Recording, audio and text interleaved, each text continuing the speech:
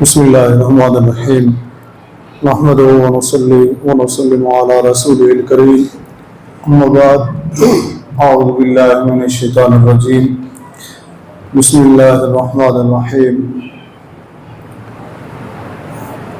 حامیم تنزيل من الرحمن الرحيم كتاب فصلت آياته قرآنا عربيا لقوم يعلمون صدق الله العظيم وصدق رسوله النبي الكريم الأمين قال الله تبارك وتعالى في شأن حبيبي إن الله وملائكته يصلون على النبي يا أيها الذين آمنوا صلوا عليه وسلموا تسليما الصلاة والسلام عليك يا سيدي يا رسول الله وعلى آلك وأصحابك يا سيدي يا حبيب الله الصلاة والسلام عليك يا سيدي يا رسول الله وعلى آلك وأصحابك يا سيدي يا رحمة للعالمين السلام علیکم ورحمۃ اللہ وبرکاتہ۔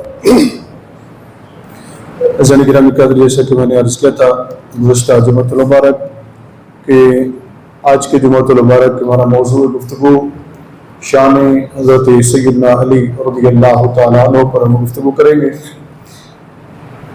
لیکن دوستوں نے یہ کہا ہے جی وہ آپ اگلے جمعۃ المبارک بیان کر لیجئے گا، کیونکہ رمضان المبارک کا آخری جمعۃ المبارک بھی ہے اور کل پھر تکمیل قرآن کریم کے تراویحوں میں ہمارے قاری صاحب سنا رہے ہیں اور ہم سب سن رہے ہیں، اس کا سلسلہ بھی ہے، تو کیوں نہ قرآن کریم کے متعلق گفتگو ہو جائے، یعنی قرآن کریم کی عظمت، قرآن کریم کے فضائل، قرآن کریم کا پیغام اور حاملین قرآن یعنی جو قرآن کو پڑھتے ہیں، خاص کر جو اس کے حفاظ ہیں اور حفاظ کے ساتھ ساتھ جو قرآن کریم کی خدمت کسی بھی طرح کرتے رہتے ہیں، یعنی اس کو پڑھ کر اس پر عمل کر کے اور اس کا پیغام آگے پھیلا کے ان کی عظمت و شان کیا ہے۔ مجھے کل یہ کہا گیا تو میں نے کہا چلیں جی آج ہم اسی پر ہی یہ گفتگو کر لیں گے اور سیدنا مولا علی رضی اللہ تعالیٰ کی شان مبارک انشاءاللہ العزیز بشرط زندگی آنے والے جمعۃ المبارک میں انشاءاللہ ہم بیان کریں گے، اس دعا کے ساتھ کہ اللہ تعالیٰ ہمیں حق اور سچ کہنے کی توفیق عطا فرمائے، حق اور سچ کو سن کر اسے قبول کرنے اور اس پر ہمیں عمل کرنے کی توفیق عطا فرمائے۔ قرآن کریم اللہ رب العزت کی لاریب کتاب ہے، اللہ رب العزت کی لاریب کتاب ہے جس میں کسی بھی قسم کے شک و شبہ کی گنجائش نہیں ہے، اور اس کو اللہ تعالیٰ نے قرآن کریم میں متعدد مقامات پر بیان فرمایا۔ دوسری بات، قرآن کریم بے مثل رب کا کلام ہے، بے مثل رب کا کلام ہے اور یہ بے مثال ہے۔ کیا ہے؟ بے مثال ہے۔ اس پر بھی ہم انشاءاللہ دلائل کی روشنی میں گفتگو کریں گے۔ ابتدا جو ہم کریں گے سورۃ حامیم سجدہ جس کا آغاز ہو رہا ہے کہ قرآن کریم کیا ہے، تو اس پر ایک بڑے اہم اعتراض کا بھی جواب دیا گیا ہے اور کچھ لوگوں کو سمجھایا بھی گیا ہے کہ قرآن کریم کے متعلق ایسی گفتگو نہ کریں۔ مثلا جو مخالفین قرآن شروع میں تھے وہ تو اپنے اپنے انداز میں جو بھی بات کرتے تھے، لیکن جدید لوگ میں بھی کچھ لوگ آئے اور پھر ہمارے اسلام کے لبادے کو اوڑا اور اسلام پر ہی حملہ آور رہے ہو۔ ان کی کوشش رہی کہ کسی نہ کسی طریقے سے شکوک و شبہات پیدا کیے جائیں۔ ان میں سے ایک شخصیت کا میں نے ذکر کیا تھا، سر سید احمد خان۔ اگرچہ اس کو ہماری قوم کے سامنے ہیرو بنا کر پیش کیا جاتا ہے یونیورسٹیوں میں، کالجوں میں، میں خود یونیورسٹی میں پڑھتا رہا ہوں، کالج میں پڑھتا رہا ہوں، مجھ سے بہتر کوئی نہیں جانتا کہ وہاں کیا کچھ ہوتا ہے یونیورسٹیوں کے اندر اور کالجز کے اندر. تو وہاں یونیورسٹیز کالجز ان میں عموماً کوشش یہ ہوتی ہے کہ جتنے بھی اسلام مخالف قوتیں ہیں نا ان کو ہیرو بنا کر پیش کیا جائے. ٹھیک ہے نا, ان کو ہیرو بنا کر پیش کیا جائے. ان میں ایک شخصیت یہ ہے, میں نے حوالہ اس لیے دیا, میں کوئی اور ایسی بات نہیں کرنا چاہ رہا, صرف آپ کو سمجھانا چاہ رہا ہوں کہ کس طریقے سے لوگ اسلام پر حملہ کرتے ہیں. پہلا حوالہ جب میں نے اس وقت دیا تھا سر سید احمد خان کا کہ یہ شخص معجزات نبی صلی اللہ علیہ وسلم کا منکر ہے. کیا نبی کریم صلی اللہ علیہ وسلم کے معجزوں کا منکر ہے, معجزہ معراج النبی کا بھی منکر ہے. آواز زیادہ گونج رہی ہے, اس کا منکر ہے. وہ میں نے جواب بھی دے دیا تھا. آج کیوں اس کا ذکر آ گیا شروع میں, وہ یہ کہ اس نے ایک تفسیر لکھی قرآن کریم کی ستم پر, لاہور سے یہ شائع ہوئی, اور سر سید احمد کی تفسیر کے نام سے, تفسیر القرآن کے نام سے مشہور ہے. اس میں قرآن کریم پر ایک یوں سمجھ لیں ایسا خطرناک حملہ کیا ہے کہ اگر مسلمان اس کو تسلیم کر لیں تو قرآن کا وجود ختم ہو جاتا ہے. قرآن کا وجود ختم ہو جاتا ہے کہ یعنی یہ قرآن مقدس کتاب ہے اللہ کی. اس طرح کے تسامح غلطیاں پہلے کچھ لوگوں سے بھی ہوئی اور اس نے ان کو غلط رنگ دیا. اور کیا لکھا ذرا غور سے سنیے گا. سر سید احمد خان قرآن کے متعلق لکھتا ہے کہ میں اس قرآن کو مانتا ہوں جو, اب یہ غور سے سنیے گا کہ حملہ کیا ہے, آسانی سے یہ سمجھ میں آنے والا نہیں ہے لیکن میں آپ کو سمجھا دوں گا. اس نے فارسی کا ایک شعر لکھا, اس نے کہا کہ میں قرآن ایسے کو مانتا ہوں جیسا کہ میرا مذہب ہے. اور وہ اس نے اپنا ایک شعر لکھا اس کے اندر جس کا مفہوم یہ ہے کہ قرآن, پہلے اس نے تمہید باندھی, لکھا کیا لکھا, پھر وہ شعر لکھا, دونوں کا مفہوم میں اکٹھے عرض کر دیتا ہوں. کہتا ہے جی قرآن جو ہے وہ ہے کہ جو عربی میں نہیں نازل ہوا.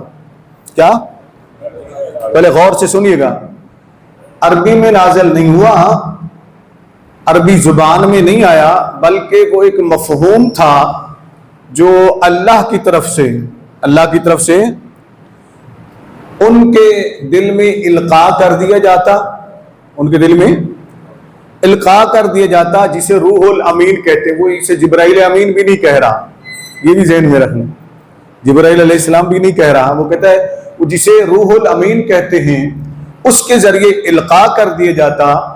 آگے پھر محمد صلی اللہ علیہ وآلہ وسلم اسے عربی الفاظ کا لبادہ اڑا کر عربی میں کنورٹ کر کے, یعنی وہ مفہوم بیان ان کے دل میں القاء کر دیا جاتا, پھر آگے عربی میں وہ کنورٹ کر کے عربی میں مفہوم بیان کر کے آگے لوگوں کو بیان کر دیتے تھے. اب چونکہ عام پڑھا لکھا بندہ تو اس بات کو سمجھ نہیں سکتا کہ یہ کتنے خطرناک حملہ کیا ہے اس نے قرآن کریم پر. ٹھیک ہے نا, جب میں آپ کو سمجھاؤں گا تو آپ کو سمجھ آ جائے گا. لیکن عام بندے, آپ جتنے بھی لوگوں نے سنا ہوگا تو وہ کہیں گے یار اس میں تو کوئی غلط بات تو ہے نہیں, غلط بات تو ہے نہیں. بات ٹھیک ہے, اللہ کی طرف سے القاء ہو گیا اور نبی کریم صلی اللہ علیہ وسلم نے اسے عربی زبان میں کنورٹ کر کے ترجمہ کر کے اس کو بیان فرما دیا, تو اللہ کا کلام ہی تو ہے. نہیں, یہ حملہ کیا ہے؟ یہ ہے وہ تعلیم جو ہماری یونیورسٹیوں میں دی جا رہی ہے.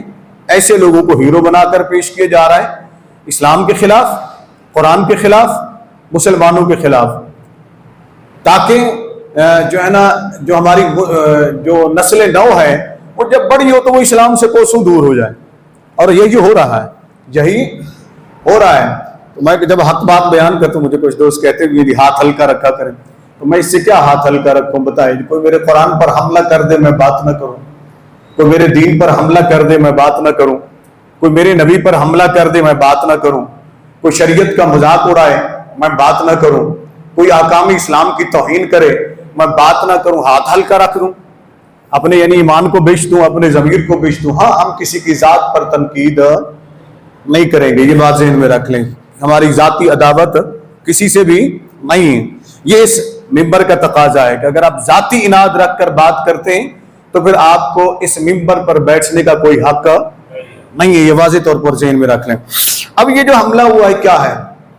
دیکھیے, اگر اللہ کی طرف سے القاء کیے گئے معنی کو نبی کریم صلی اللہ علیہ وسلم بیان کر دیں تو وہ قرآن نہیں کہلا سکتا ہے، وہ حدیث قدسی کہلاتی ہے۔ بات سمجھ رہے ہیں؟ وہ کیا کہلاتی ہے؟ حدیث قدسی کہلاتی ہے۔ یعنی اتنے بڑا حملہ کیا گیا کہ اس پورے قرآن کا ہی اس نے انکار کر دیا، پورے قرآن کا ہی اس نے انکار کر دیا کہ جسے تم قرآن کہتے ہو، اللہ کی کتاب کہتے ہو، یہ تو اللہ کی کتاب ہے ہی نہیں۔ کتنے بڑا ہتھیار دے دیا اس نے مستشرقین کو، کتنے بڑا ہتھیار دے دیا اس نے یہودیوں کو، کتنے بڑا ہتھیار دے دیا اس نے اسلام دشمن قوتوں کو۔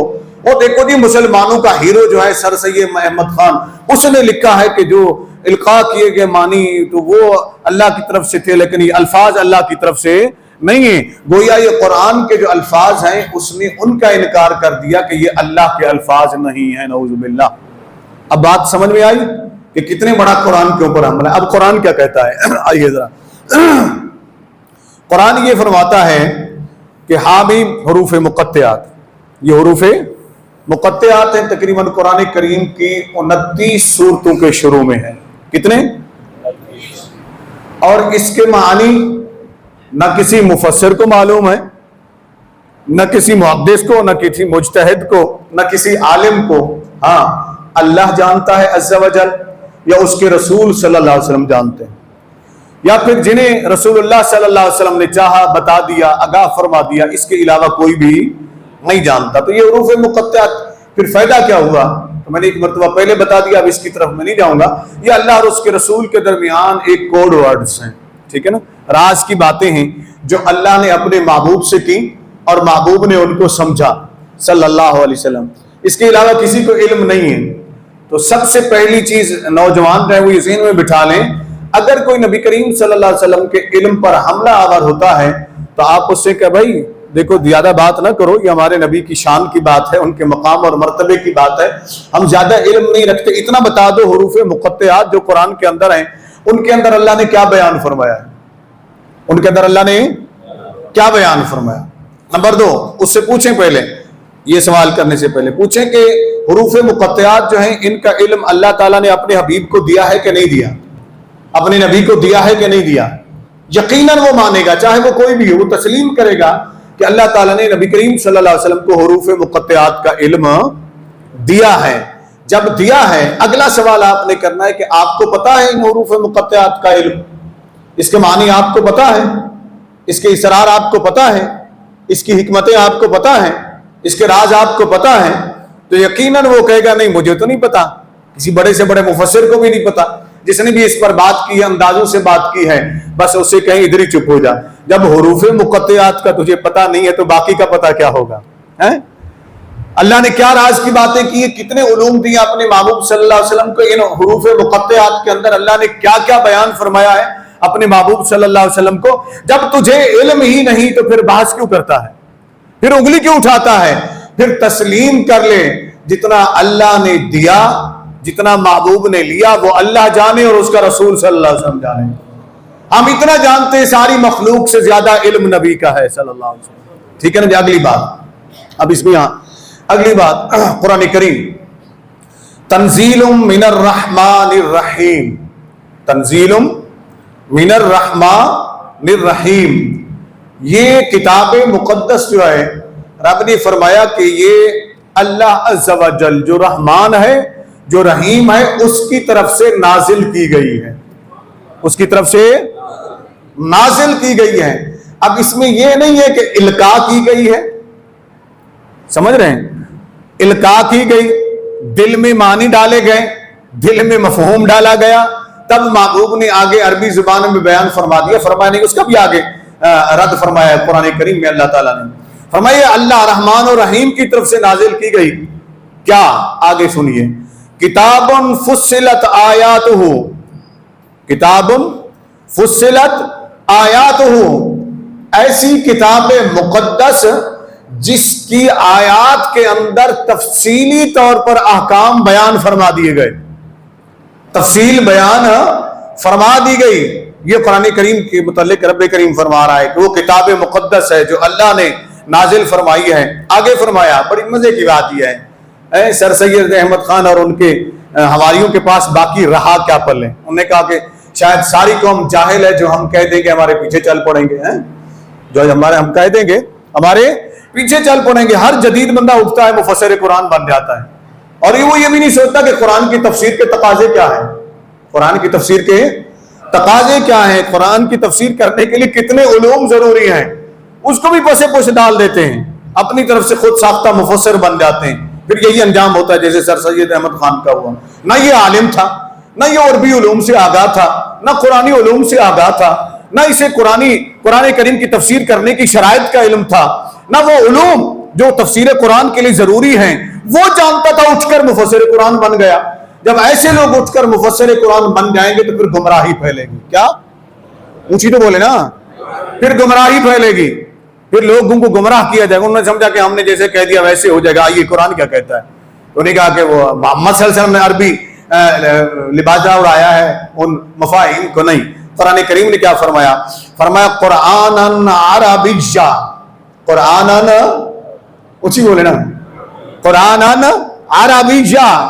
پھر میں آپ سے بلواؤں گا کہ تاکہ آپ کے ذہن میں بیٹھے نا، رب نے فرمایا قرآناً عربیّا، قرآناً اونچی بولے نا، عربیّا۔ یہ قرآن ہے جو ہم نے عربی میں نازل کیا ہے، یہ قرآن ہے جو ہم نے اونچی بولے نا عربی میں نازل کیا ہے۔ اب سر سید خان تو یہ کہتا ہے جی وہ عربی زبان میں تو نہیں تھا، وہ تو القاء کیے گئے تھے، عربی زبان کا لبادہ تو محمد عربی نے اڑایا۔ رب نے فرمایا کہ میں نے قرآن کو عربی میں نازل کیا ہے، میں نے قرآن کو۔ اچھا چلیں ایک آیت تو یہاں ہوگی نا، اب چلتے ہیں تھوڑا سا، یہ ہم سورۃ یوسف کو دیکھتے ہیں۔ یہ سورۃ یوسف کے اندر جب ہم شروع میں پڑھتے ہیں تو کمال کا وہاں بھی اللہ رب العزت نے بیان فرمایا ہے۔ اب یہ آ گئی جی سورۃ یوسف، یہاں اللہ تعالیٰ نے سورۃ یوسف کا جو بیان فرمایا اس کے اندر یہ ذرا آپ سنیں، یہاں کیا فرمایا ہے۔ رب کریم نے فرمایا، یہ سورۃ یوسف شروع ہو رہی ہے، پہلی آیت پڑھیں تو پہلی آیت ہے الف لام را تلک آیات الکتاب المبین، ٹھیک ہے نا، حروف مقطعات الف لام را، اللہ بہتر جانتا ہے اور اس کے رسول بہتر جانتے اس کے معنی کیا ہے۔ آگے فرمایا تلک آیات الکتاب المبین، یہاں قرآن کو الکتاب کہا گیا ہے، قرآن کو الکتاب کہا گیا، واضح کتاب، کھلی کتاب۔ اب یہاں آگے کیا فرمایا رب کریم نے؟ فرمایا انا انزلناہ قرآنا عربیا، انا انزلناہ قرآنا عربیہ۔ یہاں بھی رب فرما رہا ہے کہ ہم نے قرآن کو عربی میں نازل کیا ہے، قرآن کو ہم نے عربی میں نازل کیا ہے، لعلکم تعقلون، تاکہ تم عقل حاصل کرو، فیصلہ سمجھ حاصل کرو، اس سے کچھ فیض حاصل کرو۔ یہاں بھی رب کریم نے فرمایا قرآن عربی کے اندر ہے۔ یہاں بھی سورۃ آمین سجدہ کے اندر بھی فرمایا کہ قرآن عربی کے اندر نازل ہوا ہے، لقوم یعلمون، تاکہ یہ قوم جو ہے جان سکے، چونکہ عربی قوم تھی، عربی جانتے تھے، رسول عربی صلی اللہ علیہ وسلم وہاں تشریف لائے عرب کے خطے کے اندر، فرمایا ہم نے اس لیے عربی میں نازل کیا تاکہ ان لوگوں کو بات سمجھ میں آ سکے۔ اب آگے کیا ہوا؟ رب کریم نے فرمایا بشیرا و نذیرا فاعرض اکثرهم فهم لا يسمعون۔ اب یہاں اللہ تعالیٰ نے نبی کریم صلی اللہ علیہ وسلم کی صفات کو بیان فرمایا۔ اب آتے ہیں قرآن کے شروع میں۔ اب جب ہم شروع میں آ جاتے ہیں قرآن کریم کے، تو یہ آپ نے سمجھ لیا کہ عربی کے اندر یہ قرآن نازل کیا گیا، ان لوگوں کا رد ہو گیا جو قرآن کے اوپر حملہ آور تھے، اسلام کے لبادہ اوڑھ کر بھی اتنے بڑے اعتراض۔ تو میں کبھی کبھی حیران ہوتا ہوں، سچی بات یہ ہے، جب میں پڑھتا ہوں نا ان لوگوں کو تو میں کبھی کبھی حیران ہوتا ہوں، ایسے اعتراض یہودی نہیں کر سکے قرآن کے اوپر، صاحب قرآن کے اوپر، نصارہ، یہود و نصارہ، عیسائی، یہودی، ہندو، غیر مسلم، ایسے اعتراض وہ نہیں کر سکے قرآن کریم پر اور نبی کریم صلی اللہ علیہ وسلم پر، ان کی اتنے جرأت نہیں ہوئی، مگر ان لوگوں کی خود ساختہ مفسرین کی، ان جدید اسکالروں کی اتنے جرأت ہو گئی کہ بڑے بہادر بن کر یہ اعتراض کر دیتے ہیں۔ اللہ ان کو ہدایت عطا فرمائے، یہی دعا کر سکتے ہیں نا، اللہ ان کو ہدایت عطا فرمائے۔ اب آئیے قرآن کریم کے متعلق کیا فرمایا رب کریم؟ فرمایا الف لام میم، یہ حروف مقطعات ہیں، ٹھیک ہے نا۔ اب اس کے متعلق جو فضیلت ہے قرآن کریم کی، چلیں الف لام میم میں نے پڑھا تو اس بار ایک حدیث بھی سن لیں کہ قرآن کریم کی فضیلت کیا ہے۔ نبی کریم صلی اللہ علیہ وآلہ وسلم ارشاد فرماتے ہیں تم میں سے جب کوئی قرآن کو پڑھتا ہے تو اللہ رب العزت اس کو ہر حرف کے بدلے ایک نیکی عطا فرماتا ہے. اور پھر فرمایا میں نہیں کہتا ایک نیکی صرف ایک ہے، فرمایا ایک کے بدلے 10 عطا فرماتا ہے، ایک کے بدلے 10 عطا فرماتا ہے. اس کی تشریح مفسرین کرام نے بڑی دلچسپ کی ہے، میں حدیث کے مکمل سناتا ہوں. فرماتے دیکھیے الف ایک لفظ ہے، الف ایک حرف ہے. کیا ہے؟ ایک حرف ہے. اب اگر اس کو آپ لکھنے کے انداز میں لکھیں، کتابت لکھیں اس کی الف کی، ایک تو سیدھا لکھتے ہیں نا، اور اس کو ملفوظی طور پر جب آپ لکھیں گے تو الف جب لکھیں گے تو پھر اس میں 3 حرف آ جائیں گے. کتنے؟ 3. الف آئے گی، لام آئے گی، پھر فے آئے گی، پھر الف لکھا جائے گا. ٹھیک ہے نا جی؟ یہ لکھنے کے انداز میں. تو نبی کریم صلی اللہ علیہ وسلم نے اس پر سمجھایا، فرمایا میں نہیں کہتا کہ الف لام میم، یہ اس پر مجھے حدیث یاد آئی. آقا علیہ السلام نے فرمایا میں یہ نہیں کہتا کہ الف لام میم ایک ہی حرف ہے. فرمایا الف الگ حرف ہے، لام الگ حرف ہے، میم الگ حرف ہے. اب اگر اس کو بتائیں 10 نیکیوں کے برابر کریں تو ہر حرف کے بدلے میں 10 نیکیاں ملی، ہر حرف کے بدلے میں 10 نیکیاں ملی. تو ان 3 حروف کو پڑھنے پر 90 نیکیاں مل گئی. کتنے نیکیاں؟ 90 نیکیاں ملی. رمضان شریف میں قرآن کریم کی تلاوت کی بہار ہے، آپ کرتے ہیں تو ذرا سنیے بھی صحیح اس کا اجر کیا ہے قرآن کریم کو پڑھنے کا. اب 30 نیکیاں تو یہ ہو گئی ہیں نا، اب اس کو ملفوظی انداز میں لے آئیں. الف کو 3 حرف وہ بنے، 3 حرف الف کے بنے، اس پر کتنے نیکیاں ہو گئی؟ اونچی بولے نا. 30 پہلے گن لیے نا، وہ تینوں کی ہو گئی. 30 نیکیاں اس کی ہو گئی. پھر لام کو آ جائیے، لام کو لکھیے، لام الف میم، لام الف میم. کتنے حرف بن گئے؟ 3. تو کتنے نیکیاں یہ ہو گئی؟ 30 اور 30 60 ہو گئی. پھر میم کو آ جائیے، میم کو ملفوظی انداز میں لکھیے تو کتنے حرف بنے؟ میم یہ میم 3 بنے. کتنے نیکیاں بن گئی؟ تینوں کی 90 ہو گئی. اور 30 پہلے والی ملائیے، 90 اور 30 کتنے ہو گئی؟ 120. گویا الف لام میم ہی پڑھنے کے اوپر آپ کو بیٹھے بٹھائے 120 نیکیاں مل گئی. 120 نیکیاں مل گئیں. اور اگر کسی نے پوری سورت بقرہ ہی پڑھ لی ہو، سب سے بڑی سورت ہے قرآن کریم کی، پڑھ لی گئی تو اس کو کتنے نیکیاں ملے گی؟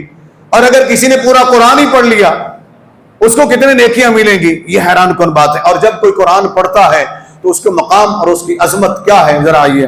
ام المؤمنین سیدتنا عائشہ صدیقہ رضی اللہ تعالی عنہا بیان فرماتی ہیں قرآن پڑھنے والے کی فضیلت. نبی کریم صلی اللہ علیہ وسلم سے وہ روایت فرماتی ہیں کریم آقا علیہ الصلوۃ والسلام نے ارشاد فرمایا کہ جو شخص قرآن پڑھتا ہے نا، حاملین قرآن، قرآن سے وابستہ رہنے والے، قرآن کو اٹھانے والے، قرآن کو سینے سے لگانے والے، قرآن سے محبت کرنے والے، ان کا مقام کیا ہے؟ فرماتی ہیں اللہ تعالیٰ قرآن پڑھنے والوں کو قیامت کے دن بلائے گا. کسی نے ان سے پوچھا نا کہ جنت کے درجے کتنے ہیں، تو سیدہ عائشہ صدیقہ رضی اللہ تعالیٰ عنہ نے فرمایا جتنے قرآن کی آیات ہیں اتنے جنت کے درجے ہیں. جتنے قرآن کی آیات ہیں اتنے جنت کے درجے ہیں. قرآن کی آیات کتنے ہیں؟ بولیں تو صحیح نا. ہاں ارے بھائی پیچھے بیٹھ کر بول رہے ہیں، باقی دوست نہیں بول رہی ہے. ہمیں یاد کرنا چاہیے نا، ہمیں اپنے بچوں کو بھی یاد کرانا چاہیے نا. قرآن کے متعلق ہمارا علم نہیں ہے، ہم قرآن سے دین سے وابستگی رکھتے نہیں ہیں، بس نماز پڑھ لیتے ہیں، جمعہ پڑھ لیتے ہیں، یہ بھی بڑی بات ہے. ذرا سنیے قرآن کی آیات ہیں 6666. اب وہ فرماتی ہیں اگر کسی نے 3 حصے، ایک حصہ قرآن پڑھ لیا، ایک حصہ قرآن پڑھ لیا تو اس کو جنت کے جو ہے نا ایک درجہ، یعنی کہ اس کو 3 حصوں میں انہوں نے تقسیم کر دیا کہ جنت کے جتنے درجات ہیں ان کو تقسیم کر دیا انہوں نے 3 حصوں میں. فرماتی ہیں ایک حصہ قرآن پڑھا تو ایک حصہ جنت کا اسے مل گیا، درجے مل گئے. جب 2 حصے قرآن کے پڑھ لیے تو جنت کے درجات جو ہیں وہ 2 حصے جنت کے درجات اسے مل گئے.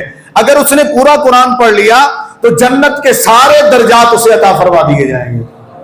اور وہ کیسے؟ اب آئیے کنز العمال کی حدیث ذہن میں رکھیے. وہی ام المؤمنین عائشہ صدیقہ رضی اللہ تعالی عنہا وہ بھی فرماتی ہیں اور دیگر صحابہ کرام بھی. نبی کریم صلی اللہ علیہ وسلم ارشاد فرماتے ہیں قیامت کا دن ہوگا، اللہ رب العزت قرآن پڑھنے والے کو بلائے گا. کس کو بلائے گا؟ اونچی تو بولے نا. قرآن پڑھنے والے کو اللہ بلائے گا. کسی سردار کو نہیں بلائے گا، کسی چودھری کو نہیں بلائے گا، کسی وڈیرے کو نہیں بلائے گا، کسی پیر کو، کسی مفتی کو، کسی محقق کو، کسی عالم کو، یہ میں سب کا نام اس لیے رہا ہوں کہ کوئی ایک نہ سمجھے کہ مجھے کہہ دیا جی ہے. کس کو بلائے گا؟ قرآن پڑھنے والے کو. فرمائے گا ادھر آؤ، وہ قریب آئے گا. جی میرے رب. فرمایا ایسا کر، قرآن پڑھنا تو شروع کر دے. قرآن پڑھنا تو شروع کر دے، اور ہر آیت پر تیرا درجہ میں بلند کرتا چلا جاؤں. تیرا درجہ میں بلند کرتا چلا جاؤں گا. وہ جو حافظ قرآن کو ایک سوٹ دیتے ہوئے بڑی حقارت کی نگاہ سے دیکھتے ہیں، وہ جی ہم نے قاری کو سوٹ دے دیا ہے، وہ جی ہم نے 100 روپیہ دے دیا ہے، وہ جی ہم نے 50 روپیہ دے دیا ہے، وہ جی ہم نے 500 روپیہ دے دیجیے. آج کل بڑی پوسٹیں چل رہی ہیں فیس بک کے اوپر، آ رہے بھائی تو پڑھتے ہوں گے، دیگر دوست بھی پڑھتے ہوں گے جی حافظ قرآن کے ساتھ لوگ یوں کرتے ہیں جی، لوگ یوں کرتے ہیں جی. میں نے کہا یہ لوگ جو کرتے رہیں، دیکھو اللہ کیا کرتا ہے. اللہ کیا کرتا ہے پہلے سوچو تو صحیح نا. اللہ کیا انعام دیتا ہے اس کو سوچو. رب کریم فرمائے گا ایک ایک آیات تو پڑھتا جا، تیرا درجہ صرف درجہ بلند نہیں کرے گا. یہاں درجہ بلند ہونے سے پہلے ایک حدیث اور سن لینا اسی کے ساتھ ہی. کتب حدیث ستہ میں بھی موجود ہے، کنز المال میں موجود ہے، ترغیب و ترہیب کے اندر، دیگر کتب حدیث کے اندر موجود ہے.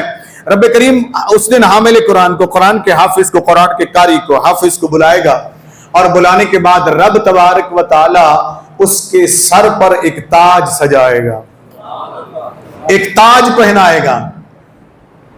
اس کے دائیں بائیں کچھ لوگ ہوں گے، انہیں بھی تاج پہنایا دیا جائے گا. وہ کون ہوں گے؟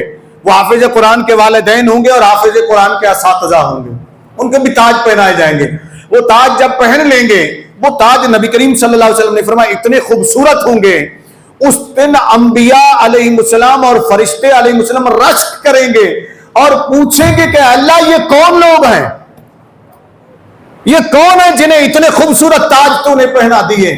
تو رب کریم فرمائے گا اے نبیو، اے رسولو، اے فرشتو علیہ السلام، یہ میرے محبوب محمد صلی اللہ علیہ وسلم کے امت میں سے وہ لوگ ہیں جو قرآن کے حافظ ہیں، جو قرآن کے حافظ ہیں. اب جتنا قرآن تو نے پڑھنا ہے، جتنا قرآن سے تو نے دل لگانا ہے، وہ تو سوچ لے. اب ایک بڑی مزیدار بات آپ کو یہاں ایک حدیث اور سنا لیتا ہوں. مثلا نبی کریم صلی اللہ علیہ وسلم نے ارشاد فرمایا اگر کوئی بیٹھے بیٹھے نیت کر لیتا ہے کہ آج کے بعد میں قرآن حفظ کرنا شروع کر دوں گا، یعنی فضیلت سنتا ہے جب قرآن کی، اور پھر اس پر عمل کرنے کا عہد کر لیتا ہے اور شروع کر دیتا ہے، رکتا نہیں ہے، شروع کر دیتا ہے. مثلا اسے شروع کرنا پہنچ گیا کسی قاری صاحب کے پاس کہ حضور مجھے بھی قرآن حفظ کرنا ہے، مجھے پڑھے، وہ ایک ایک آیت بھی پڑھنا شروع، مثلا الحمدللہ رب العالمین اس نے شروع کیا، ابھی الحمدللہ الحمدللہ الحمدللہ یاد کر رہا تھا کہ حفظ ہو جائے مجھے، ابھی ادھر ہی تھا اور اس کا انتقال ہو گیا. تو نبی کریم صلی اللہ علیہ وسلم فرماتے قیامت کے دن جب وہ اٹھے گا تو حافظ قرآن اٹھایا جائے گا. کیا ہوگا؟ حافظ قرآن اٹھایا جائے گا. نیت تو کر لیجئے نا، تائید تو کر لیجئے نا کہ ہم نے قرآن کو پڑھنا ہے، پھر دیکھیں قرآن آپ کو عزت کیا دیتا ہے. اب وہ تاج بھی پہنے ہوں گے اور رب فرمائے گا ایک ایک آیت تم پڑھتے جاؤ، جنت میں تمہارا درجہ میں بلند کرتا چلا جاؤں. اب قرآن کریم پڑھنے والا، اس نے اگر الحمدللہ رب العالمین پڑھا، اس نے 7 آیات، کتنے آیات ہیں؟ 7 آیات. یہی اس کو یاد تھی، یہی اس نے پڑھ لی، بس رک گیا. تو اماں عائشہ صدیقہ فرماتی ہیں پھر جنت میں درجے بلند ہونے والے جو قرآن پڑھنے والے ہوں گے ان کا درجہ آخری وہی ہوگا جہاں وہ قرآن پڑھنا بند کر دے گا، جہاں وہ قرآن پڑھنا بند کر دے گا. اب جس نے الحمدللہ رب العالمین سے شروع کیا، کیسے؟ اب ذرا غور کیجیے گا. ہلاکو خان جانتے ہیں نا؟ ہلاکو خان ہمارے جو تاریخ سے آگاہ ہیں وہ جانتے ہیں، جو صاحب علم لوگ ہیں وہ جانتے ہیں، جس نے بغداد کے اندر تباہی پھیر دی تھی. کس کے اندر؟ جیسے آج کل فلسطین کے اندر تباہی پھیری جا رہی. ہم سوچتے تھے، سچی بات یہ ہے، چھوٹے تھے پڑھنا شروع کیا، سنتے تھے کہ ہلاکو خان نے بغداد میں تباہی پھیر دی، اور حالت یہ ہو گئی تھی کہ پھر اس کے بعد منگولوں کا دور آیا. مسلمانوں کی حالت یہ ہو گئی، یعنی 10-10 20-20 نوجوانوں کو منگولوں کی عورتیں، ہلاکو خان کے سپاہیوں کی عورتیں باہر آتی اور 10-20 مسلم نوجوانوں کو پکڑتی، ٹھہر جاؤ، رکو، یہاں پہ رک جاؤ. یہ تاریخ کے اندر موجود ہے. وہ سب پہ کھڑا کرتی، سڑک کے اوپر، راستے کے اوپر کھڑا کرتی، یہیں ٹھہرے رہنا. وہ رکے رہتے تھے، کھڑے ہوئے. ایک عورت کہہ جاتی رکے رہو یہیں، یہ کھڑے ہوئے. وہ چلی گئی اندر، گھر جاتی، اپنے گھر جا کر وہاں سے تلوار لے آتی. تلوار لے آنے کے بعد ان کی گردن باری باری اڑا دیتی، یہ سارے یوں کر کے کھڑے رہتے تھے. یہ تھی مسلمانوں کی حالت. کس کی حالت؟ اور آج اس سے بری حالت نہیں ہے. کسی کی غیرت جاگ رہی ہے. فلسطین کے اندر ہماری ماؤں کو ذبح کیا جا رہا ہے، ہماری بیٹیوں کو ذبح کیا جا رہا ہے، ہمارے بزرگوں کو ذبح کیا جا رہا ہے، ہمارے نوجوانوں کو ذبح کیا جا رہا ہے. ان کی بستیاں اجاڑ دی گئی ہیں، گھر کے گھر اجاڑ دیے گئے. وہ ایک ایک روٹی کے لقمے کو ترس گئے. مگر عرب کے شہزادوں کے دسترخوان سجے آج بھی دیکھیں تو کتے کو بھی حیا آ جاتی ہے، مگر ان کو نہیں آتی ہے. ان حکمرانوں کی غیرت نہیں جاگتی ہے. جب میں یہ بات کروں تو پھر مجھے کہا جائے کہ ہاتھ ہولا رکھیں. کس پر ہاتھ ہولا رکھیں؟ غیرت میں جاگے تو پھر مر جانا چاہیے، پھر ڈوب کے مر جانا چاہیے. یہ ہے اصل غلامی کی تصویر. کیا بولے تو صحیح نا؟ اصل غلامی کی جو تفسیر ہے وہ یہ ہے. تصویر، تفسیر، حقائق. یہ اصل غلام ہوتے ہیں جو 55 سے زیادہ عرب ممالک ہیں اور 1.5 ارب سے بھی زیادہ مسلمان ہے دنیا کے اندر، مگر مسلمانوں کو بھیڑ بکریوں کی طرح ذبح کیا جاتا ہے. اور وہی دور ہلاکو خان والا، اس کو یاد کریں. کوئی بھی بول نہیں رہا. میں تو اس بات پر بھی حیران ہوں نا، وہ بڑے بڑے جو مجاہد تھے، وہ جو دعوے کرتے تھے کہ ہم جی بڑے بڑے جہاد کرنے والے ہیں، بڑے مجاہد ہیں، وہ کہاں ہیں؟ وہ جہاد کے دعوے دار کہاں ہیں؟ پاکستان پر حملہ کرنا ہو تو مجاہد بن جاتے ہو، مسلمانوں پر حملہ کرنا ہو تو مجاہد بن جاتے ہو، مسلمانوں کو تحقیق کرنا ہو تو مجاہد بن جاتے ہو، مسلمانوں میں فتنہ پھیلانا ہو تو مجاہد بن جاتے ہو. تمہارا جہاد جاگ اٹھتا ہے. فلسطین میں مسلمان ذبح ہو رہے ہیں، مجاہدین کہاں مر گئے، کہاں دفن ہو گئے؟ اسلامی جہاد کے دعوے دار وہ کیوں نہیں اٹھتے ہیں؟ وہ کیوں نہیں سامنے آتے ہیں؟ خدا کی قسم دیکھو تو صحیح نا کہ وہاں ظلم کیا ہو رہا ہے. ہلاکو خان نے ایسے ہی ظلم کیا تھا، ایسے ہی ظلم کیا. مسلمانوں کو کتنا ذبح کیا گیا مسلمانوں کو. بغداد کے جو دریا تھے نا، وہ مسلمانوں کے خون سے سیاہ ہو گئے. مسلمانوں کے خون سے سیاہ ہو گئے. مسلمانوں کے مدارس سے یہ کتاب مقدس، چونکہ اس وقت ہاتھوں سے لکھی جاتی تھی، ابھی چھپائی پرنٹ مشینیں جو ہیں وہ ایجاد نہیں ہوئی تھی، اس نے دنیا کے کونے کونے سے، مساجد سے، مدارس سے، ہر جگہ سے کتاب مقدس قرآن کریم کی جتنے بھی تھی وہ نسخے منگوا لیے اور دریائے نیل کے اندر، فرات کے اندر اس نے ڈلوا دیے، بہا دیا. اتنا قرآن مقدس ڈالے گئے کہ ان کی سیاہی سے وہ پانی سیاہ ہو گیا، دریاؤں کا پانی سیاہ ہو گیا. یہ آپ کی تاریخ بتا رہا ہوں، میں اپنی مسلمانوں کی تاریخ بتا رہا ہوں. ہوا کیا پھر؟ قرآن کو مٹانے کے لیے تو بڑی دنیا شروع سے آئی نا. ہلاکو خان بغداد میں بیٹھا بڑے کر و فر کے ساتھ، اور اس نے تخت پر قبضہ جمانے کے بعد جب یہ سب کچھ کر لیا، رپورٹ لے لی کہ ہاں جی ہر جگہ سے قرآن کو مٹا دیا گیا، وہ بغداد کے تخت پر بیٹھا اور بڑے فخر یا انداز میں، متکبرانہ انداز میں کہنے لگا کہ آج ہم نے قرآن کو مٹا دیا ہے. آج ہم نے قرآن کو، جبکہ اسے یہ پتہ نہیں تھا. رب نے فرمایا اِنَّا نَحْنُ نَزَّلْنَا الذِّکْرَ وَإِنَّا لَهُ لَحَافِظُونَ. ہم قرآن کو نازل کرنے والے اور ہم ہی اس کی حفاظت کرنے والے ہیں. بڑے مجمع کے اندر سامنے ہی ایک 7 یا 8 سال کا بچہ تھا، اٹھ کر کھڑا ہو گیا. اٹھ کر کھڑا ہو گیا. جب کھڑا ہوا تو اس نے ہلاکو خان کو چیلنج کر دیا. ہلاکو خان بس کر دے، اپنی زبان کو لگام دے. تو کہتا ہے تو نے قرآن کو مٹا دیا، اور کاغذوں سے تو قرآن کو مٹا دے گا نا. جو ہمارے دلوں کے اندر قرآن ہے اسے کیسے مٹائے گا؟ اسے کیسے مٹائے گا؟ وہ چونک گیا. ہلاکو خان جیسا جابر اس کے سامنے ایک ننھا سا بچہ کھڑا ہو گیا. پتا چلا جس کے دل کے اندر یہ قرآن ہوتا ہے اس دل سے خوف نکل جاتا ہے. اس دل سے اونچی بولے نا، اس دل سے خوف نکل جاتا ہے. اگر آپ 2 ٹکے کے تنخواہ دار سے ڈرتے ہیں تو لگتا ہے پھر آپ کے دل کے اندر قرآن نہیں، پھر آپ کے دل کے اندر قرآن نہیں. سمجھ خود جائیے گا، اس سے آگے میں نہیں جاتا ہوں، سمجھ خود جائیے گا، ٹھیک ہے نا. اولادوں کے خان کے سامنے کھڑا ہو گیا، کھڑا ہوا اور اس نے کہا چپ رہے، میں تجھے قرآن سناتا ہوں.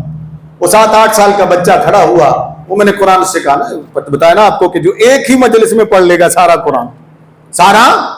قرآن ایک ہی محفل میں پڑھ لے گا تو پھر اس کو کیا ہوگا. قرآن پڑھنے کے لیے کھڑا ہوا، اس نے شروع کیا اعوذ باللہ من الشیطان الرجیم بسم اللہ الرحمن الرحیم الحمدللہ رب العالمین، شروع کیا پڑھنا شروع کیا. ایک ہی نشست میں کھڑے کھڑے 7 سے 8 سال کے بچے نے والناس تک پورا قرآن سنا دیا، والناس تک پورا قرآن سنا دیا. کہا تو کیسے قرآن کو مٹائے گا؟ قرآن تو ہمارے دلوں کے اندر رہتا ہے. اب ہم نے سوچنا ہے کہ ہمارے دلوں کے اندر کتنا قرآن بسا ہوا ہے. اس قرآن کو پڑھیے، اس کے ساتھ دل لگائیے، یہ بڑی عزتیں دے گا آپ کو، یہ بڑی عظمتیں دے گا آپ کو، بڑی بلندیاں دے گا آپ کو، بڑی بزرگیاں دے گا آپ کو. آخر میں ایک بات عرض کرو، ذرا سن لیجئے غور سے. قرآن کیوں عزت والا ہے؟ قرآن کیوں بے مثال ہے؟ پھر اس کے ساتھ جو وابستہ ہوتا ہے اسے کیوں عزت مل جائے گی، اسے کیوں بزرگی مل جائے گی، وہ کیوں بے مثال ہو جائے گا؟ بشرطے کہ وہ اس پر عمل بھی کرے. یہ نہ ہو قرآن کا قاری و مصلی پر تو قرآن سنائے، باہر نکلے تو بدماشیاں شروع کر دے، باہر نکلے تو غلط کام شروع کر دے. نہیں، قرآن کے جو تقاضے ہیں ان کو بھی پورا کرے، قرآن کی آیات پر عمل بھی کرے، قرآن کے پیغام پر عمل بھی کرے. اس لیے کہ قرآن جو ہے اللہ تعالیٰ نے ارشاد فرمایا کہ اللہ کا کلام ہے، اور پھر فرمایا الف لام میم ذالک الکتاب لا ریب فیہ، اس میں کوئی شک بھی نہیں ہے، یہ وہ بلند رتبہ کتاب ہے. اس جیسی اگر لانا چاہتے ہو سورت نہیں لا سکتے، چیلنج کیا، 10 آیات 10 پارے لاؤ، 10 پارے ایک سورت لے آؤ، ایک سورت نہیں لا سکتے ہو. فرمایا وَإِن كُنتُمْ فِي رَيْبٍ مِّمَّا نَزَّلْنَا عَلَىٰ عَبْدِنَا فَأْتُوا بِسُورَةٍ مِّن مِّثْلِهِ، ایک سورت لے آؤ، شک ہے تمہیں نہیں لا سکتے، ایک آیت ہی لے آؤ، نہیں لے آئے. عرب کے لوگوں کو جب یہ چیلنج کیا گیا تو انہوں نے عرب کے ایک بہت بڑے شاعر کو، جس نے سارا کچھ چھوڑ دیا تھا، ایک کونے میں غار میں جا کر رہ رہا تھا، اسے لکھ کر سورۃ الکوثر بھیجی اور کہا کہ اس کلام کو، وہ لوگوں کے سوال آتے ان کا جواب لکھ کر وہ باہر رکھ دیتا، صبح جا کر لوگ لے لیتے تھے، ملتا کسی سے نہیں تھا. اتنے بڑا شاعر، فصیح اللسان، عربی زبان کے اندر بڑا ادیب تھا. تو اس کو سورۃ کوثر لکھ کر کسی نے اس کی غار کے اندر پہنچا دی کہ اس سے آگے کا ایک جملہ بنا دو. اگر کسی کی شاعری ناقص ہوتی، مثلا لکھ رہا تھا اشعار، 1 رباعی رائے گی تو باقی لکھ لی، اس نے وہ لکھا تھا کہ اگلی رباعی لکھ دو، تو وہ اگلی رباعی لکھ کے صبح کو دے دیتا. جب اس کو دے کر آئے، دوسرے دن لینے کے لیے گئے، سارے کاغذات کے اوپر جواب موجود تھے. کسی کی رباعی کم تھی، اس نے لکھ دی، کسی کا شعر کم تھا، اس نے وہ لکھ دیا، کسی کے اندر غلطی تھی، اس کی وہ تصحیح کر دی. جب سورۃ الکوثر والے آیات کاغذ کی باری آئی نا، وہ جب لوگوں نے اٹھایا تو اس نے، وہ 3 آیات تھی. کتنی آیات ہے سورۃ الکوثر کی؟ اِنَّا آتَيْنَاكَ الْكَوْثَرَ فَصَلِّ لِرَبِّكَ وَانْحَرْ إِنَّ شَانِئَكَ هُوَ الْأَبْتَرُ. اس نے آگے لکھ دیا مَا هَٰذَا لِقَوْلُ الْبَشَرِ، اے لوگو یہ کسی بشر کا کلام نہیں ہے کہ میں اس جیسا لکھ سکوں، یہ کسی بشر کا کلام نہیں ہے کہ اس جیسا کلام لکھا جا سکے. جب یہ بشر کا کلام نہیں ہے تو پھر اس سے رہنمائی کیوں نہیں لیتے ہو، پھر اس پر عمل کیوں نہیں کرتے ہو؟ یہ تمہارے عمل کرنے کے لیے آیا تھا. یہ اپنے بچوں کو پڑھاتے کیوں نہیں ہو؟ اس سے پوچھتے کیوں نہیں ہو؟ ہم اخلاق رکھیں تو کیسا، ہم تجارت کریں تو کیسی، ہم کھیتی باڑی کریں تو کیسی، ہم سیاست کریں تو کیسی، ہم کتابت کریں تو کیسی، ہم ریاضت کریں تو کیسے، ہم عبادت کریں تو کیسے، ہم تقوی کا اختیار کریں تو کیسے، ہم لباس پہنے تو کیسا، ہم کسی کو کچھ دیں تو کیسے، کسی کے ساتھ رشتہ طے کریں تو کیسے، بیوی کے ساتھ سلوک کریں تو کیسا، ماں کے ساتھ سلوک کریں تو کیسا، باپ کے ساتھ سلوک کریں تو کیسا، محلے دار کے ساتھ سلوک کریں تو کیسا. اس قرآن سے پوچھتے کیوں نہیں ہو؟ اس قرآن پر عمل کرتے کیوں نہیں ہو؟ کیا یہ قرآن مردوں کے لیے آیا تھا؟ یہ کیا قرآن مرنے والوں کے لیے آیا تھا؟ کیا یہ قرآن صرف قبر پر پڑھنے کے لیے آیا تھا؟ کیا یہ قرآن صرف ختمات کے لیے آیا تھا؟ کیا قرآن صرف احسان ثواب کر کے دوڑ رچانے کے لیے، کھانے کے لیے آیا تھا؟ یہ قرآن صرف تعویذات لکھنے کے لیے آیا تھا؟ نہیں، یہ کتاب ہدایت ہے، یہ کتاب انقلاب ہے، یہ کتاب رہنما ہے. یہ تمہیں جھنجھوڑنے کے لیے آئی تھی اور تمہیں ہی اس کا جواب دینا ہوگا اللہ کی بارگاہ.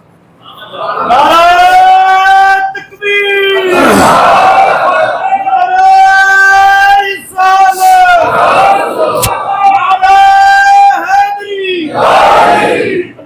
کے ساتھ بے وفائی کی تو کس نے. بڑا طویل موضوع ہے، اگلا جمعہ حضرت علی کرم اللہ وجہ بیان کر کے اس سے آگے پھر میں قرآن کا موضوع شروع کروں گا انشاءاللہ العزیز. اللہ آپ کو سلامت رکھے.